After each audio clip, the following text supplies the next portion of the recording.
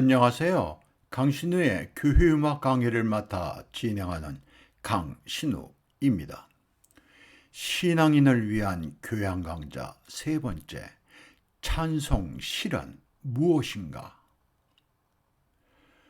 우리는 찬송에 대한 막연한 생각을 가지고 있습니다.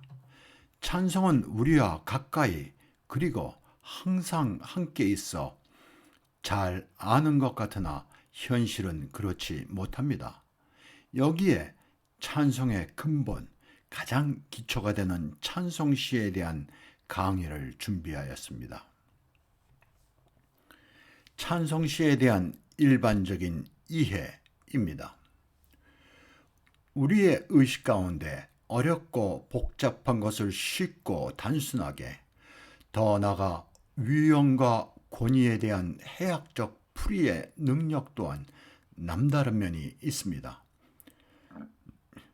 유럽을 포함한 여러 나라 국기나 상징으로 맹수의 왕인 사자, 맹금류 가운데 가장 힘센 독수리가 있는데 이는 신과 두려움을 나타냅니다.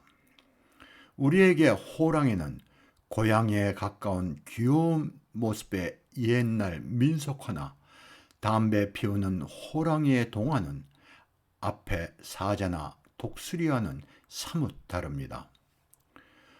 우리는 어떤 것에 대하여 때로는 너무 쉽고 단순하게 여기며 이에 접근하고 행하는 경우가 종종 있는데 그 가운데 하나가 찬송시에 대한 우리들의 생각입니다.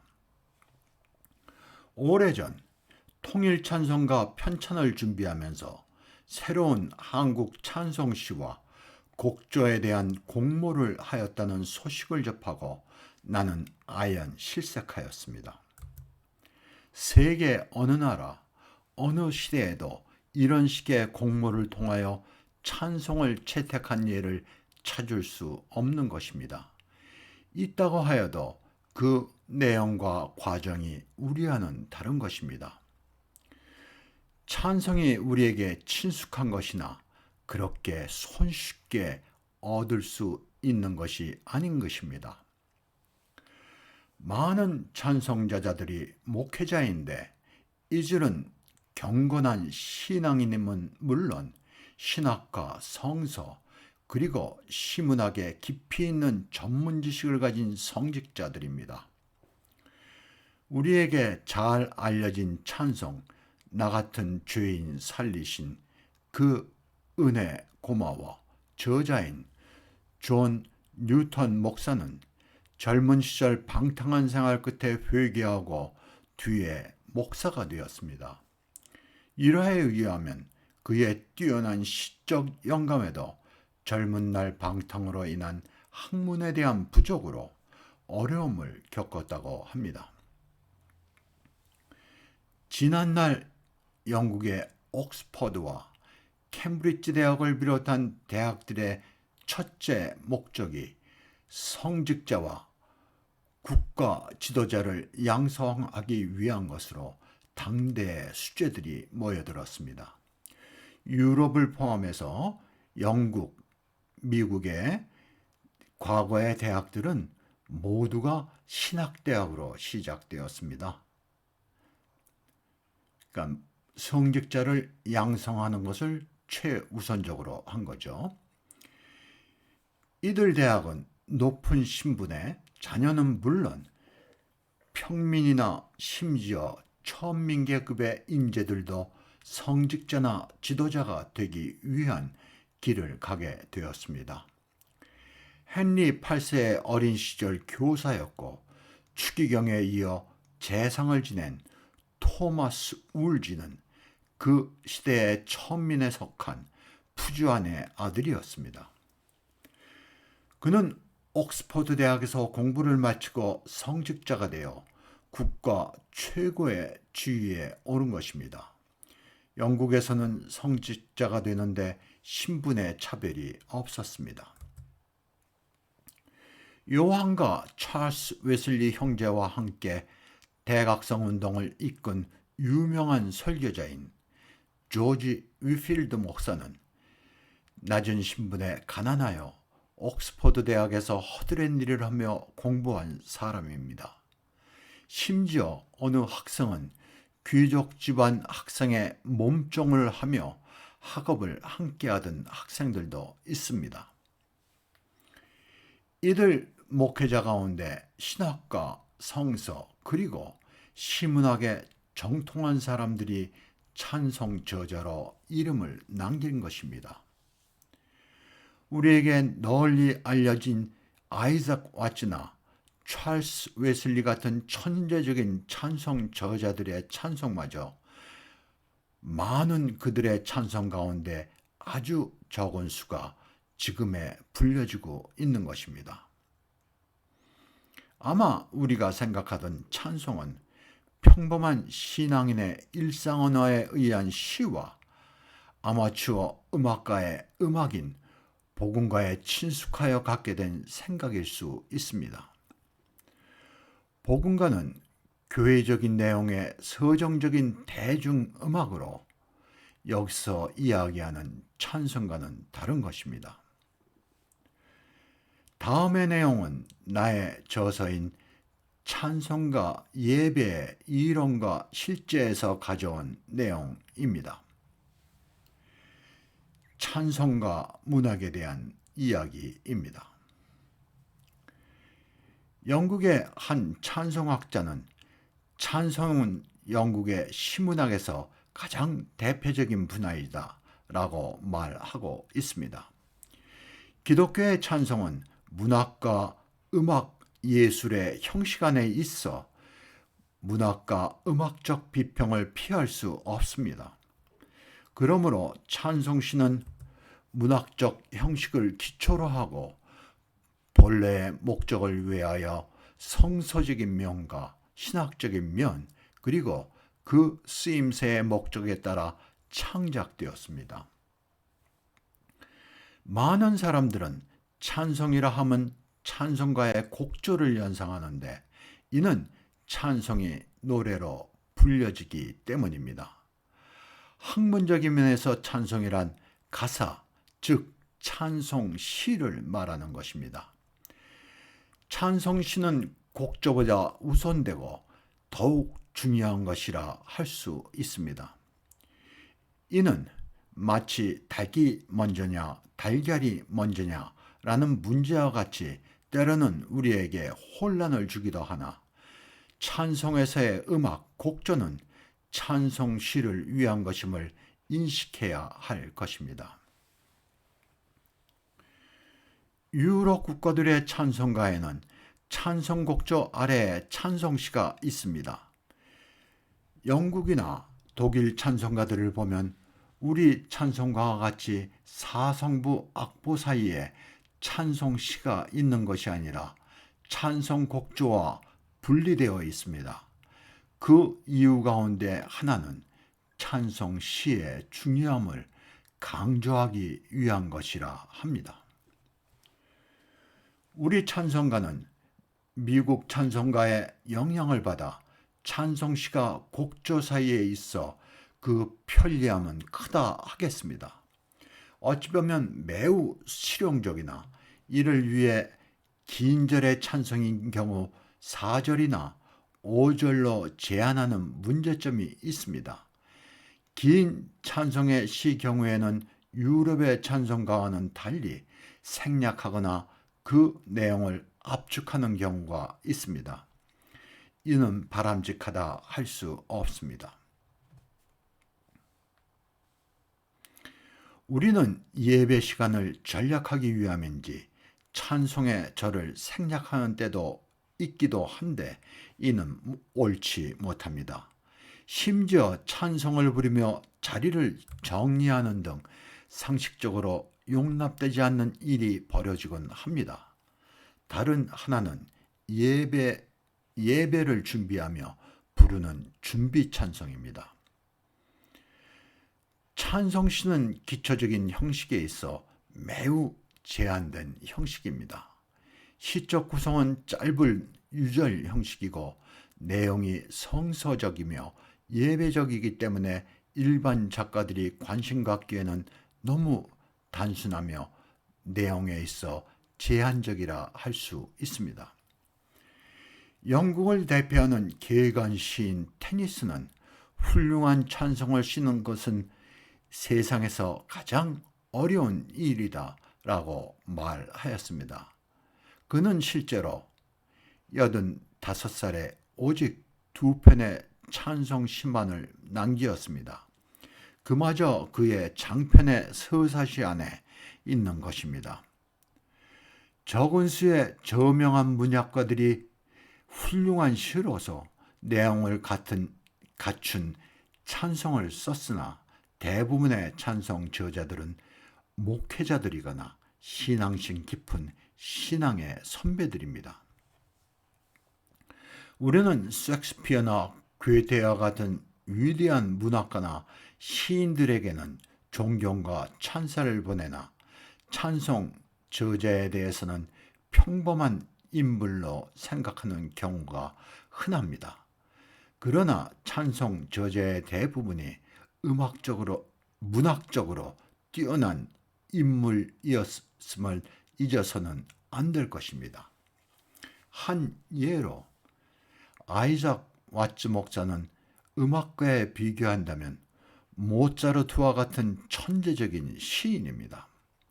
그는 어렸을 때 운율을 붙여 말하는 버릇이 있어 이에 아버지가 걱정이 되어 어린 왓츠를 심하게 꾸짖었다 합니다. 그때 왓츠는 울면서 아버지에게 아버지 다시는 시를 짓지 않겠습니다 라 한 말이 88조의 운율이었다는 일화가 있습니다. 그는 일반 문학가의 영역과 달리 찬송이라는 제한된 분야에서 그의 작품의 대부분을 남겨 일반 대중에게 알려지지 않았을 뿐 그의 문학적인 재능과 시에 대한 천재성은 누구도 따를 수 없는 능력의 소유자였음을 알아야 할 것입니다. 찬송 저자의 조건 중 문학적 능력 이외에 성서와 신학에 깊고 올바른 지식이 있어야 하고 신실한 신앙인이어야 하는 것이 일반 문학 분야와 다를 뿐 그 수준이나 능력을 과소평가하여서는 안 될 것입니다. 찬송 시는 내용에서뿐만 아니라 형식에서도 짧고 제한된 형식입니다. 이러한 특성 때문에 찬송 시는 내용과 구성 그리고 표현에서 완벽해야 하는 것입니다. 큰 규모의 문학 작품보다 짧은 시가 천재성이 요구된다 하는 것은 제한된 범위와 운율과 절 안에서 간결하게 표현되어야 하기에 문학에 대한 전문 지식과 뛰어난 시적 재능은 물론 성서와 신학에 대한 이해와 깊은 신앙의 소유자여야 합니다. 찬송의 문학적 특징입니다. 찬송은 가장 엄격하게 제한된 문학 형태 가운데 하나입니다. 분명히 찬송은 독자적으로 그리고 자연적으로 존재하는 시의 형태로서 그 자체의 독특한 특징을 가지고 있습니다. 찬송은 이와 같은 특징과 조건을 가지고 있는 시이지만 위대한 찬송이 되기 위하여 꼭 훌륭한 시가 되어야 한다는 절대적인 필요는 없는 것입니다. 찬송시가 교회적이고 심미적인 가치를 가지고 있을 때 순수한 문학적 감상을 목적으로 하는 시와는 달리 시가 가져야 할 모든 특징을 강요할 필요는 없는 것입니다. 찬송가는 제한된 공간일지라도 그 주제를 명확하고 기억에 남도록 하여야 하며 높은 수준의 상상의 감각을 필요로 하나 보편적인 교회의 진리를 표현하는 것이어야 합니다. 시적 표현에서 최상의 것을 분별하고 감상하는 능력은 모든 예술과 아름다움을 지으신 하나님께 영광을 돌리기 위한 것으로 찬송에서 표현되어야 할 것입니다. 다음은 찬송시의 일반적인 내용입니다. 첫 번째, 찬송시는 운율적이어야 합니다. 찬송은 쉽게 노래 불려질 수 있도록 운율과 어세가 맞는 단순한 유절 형식이 바람직합니다. 여기에서 운율과 어세에 대한 이해가 부족하시다면 나의 강의 가운데 운율과 어세에 대한 강의가 있습니다. 이를 참고하시기 바랍니다. 두 번째, 찬송 시의 신학적 이론이 성서적이어야 한다. 찬송 시의 조건 중 가장 우선되어야 하는 것은 성서에 절대적으로 충실해야 한다는 것입니다. 찬송의 내용이 성서의 사상이나 진리를 모독하지 않는 것으로는 부족하며 성서의 절대적인 진리와 정신이 명확하게 진술되어야 합니다. 세 번째, 찬송시는 사상과 표현이 간결하고 시적인 언어로 되어야 합니다. 상상적이거나 상징적인 문학적 표현 요소를 적절히 사용하여 품위 있는 표현이 되어야 합니다. 그러나 지나친 신학적, 문학적 표현은 피하는 것이 좋습니다. 네 번째, 찬송은 교리적으로 치우치거나 교파적이지 말아야 합니다. 한편 어느 한 시대만의 정신과 감정에 일치되는 것은 바람직하지 못합니다. 찬송은 교회의 일반적인 진리에 벗어난 특정 교파의 교리의 내용이 포함되는 것은 바람직하지 못합니다.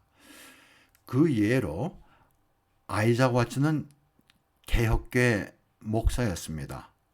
아이작 와츠의 찬송 중에서 예정론을 강조한 찬송이 있습니다. 그 찬송은 지금에 이르러서는 거의 불리지 않습니다. 교회의 보편적 진리, 성서의 진리는 시대를 초월하여 연속성을 지녀야 합니다. 찬송가 안에는 시대성과 함께 영구성이 있어야 합니다. 다섯 번째, 찬송시의 내용은 모든 사람이 공감할 수 있는 내용으로 경건하여야 합니다.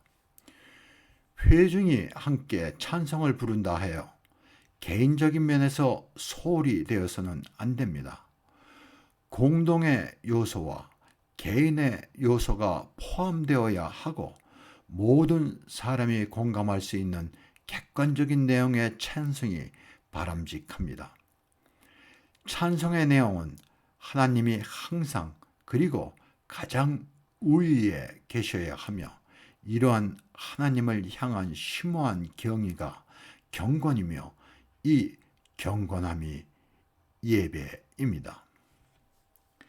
이 여섯 번째, 찬송시는 권위 있고 승인된 기관에 의하여 인정되어야 합니다. 이 부분은 현재 찬송가, 통일 찬송가의 경구가 될 수 있는 그런 부분입니다. 찬송시는 권위 있는 전문인들로 구성된 전문 기구에 의해 인정되어야 하며 무책임한 개인이나 상업적 이윤을 목적으로 한 개인이나 단체에 의해 인정되거나 출판되어서는 안 됩니다. 마지막으로 아름다운 찬송시가 있어 여러분에게 소개하면서 강의를 마치려 합니다. 리처드 박스터 목사의 주여 내가 걱정할 바가 아닙니다. 이 찬송시는 김경선 장로님의 산문시역입니다. 아주 훌륭한 찬송이고 훌륭한 번역이어서 여기에 소개하려 합니다.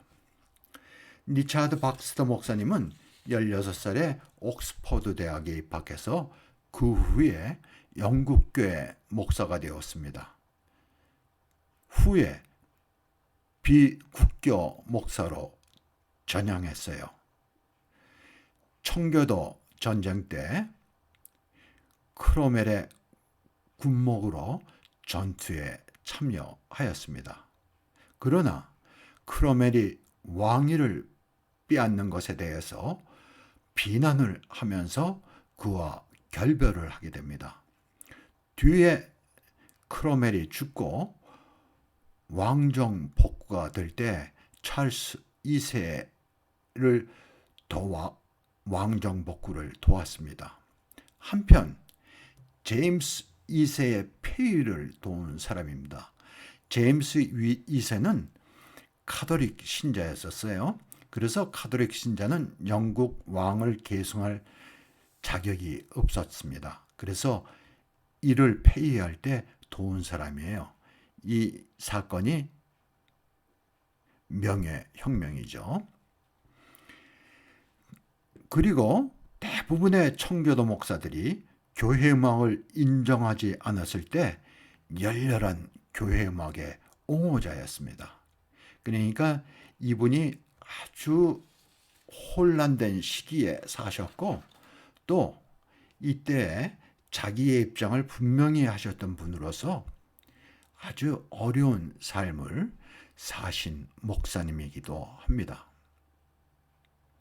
주여, 내가 걱정할 바 아닙니다. 주여, 내가 살고 죽는 것 내가 걱정할 바 아닙니다.